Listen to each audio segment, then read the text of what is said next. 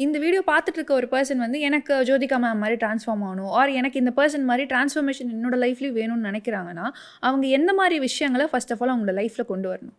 இப்போ என்ன கேட்டீங்க அப்படின்னா, ஃபர்ஸ்ட்டு அவங்கள கவுன்சிலிங் பண்ணணும். கவுன்சிலிங் பண்ணி, அப்புறம் தான் நம்ம தெரிஞ்சுக்க முடியும். அவங்களுக்கு என்ன மாரி பண்ணா ரிசல்ட் வருங்கிறது. ஸோ, அதனால வந்து லைஃப் ஸ்டைல் பேஸ் பண்ணி இருக்கு. 2வது அவங்களோட ஹெல்த்ல ஏதாவது இஷ்யூஸ் இருக்கா? ஃபுட்ல அலர்ஜி இருக்கா? நெறைய இருக்கு. இதெல்லாம் வச்சு தான் நம்ம சொல்ல முடியும்.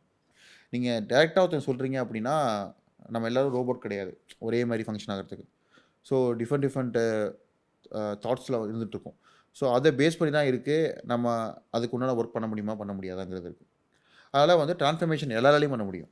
So, depends on life style. அந்த லைஃப் ஸ்டைல ஃபர்ஸ்ட் நம்ம லைஃப் ஸ்டைல சேஞ்ச் பண்ணா தான் நீங்க சொன்ன மாரி பண்ண முடியும். இப்ப நீங்க சொன்ன மாரி நைட் ஷிஃப்ட்ல இருக்காங்க. அவங்களுக்கு வந்து காலைல மட்டும் தான் சாப்பிட முடியும். 2 வேள சாப்பிட முடியாது. இல்ல 1 டைம் தான் சாப்பிடுவேன். சாப்பிட முடியாது. இது மாரி அவங்க நெறைய லைஃப் ஸ்டைல்ல மிஸ்டேக் பண்ணிட்டு இருந்துட்டு ட்ரான்ஸ்ஃபர்மேஷன் வந்தாங்கன்னா எப்படி பண்ண முடியும்?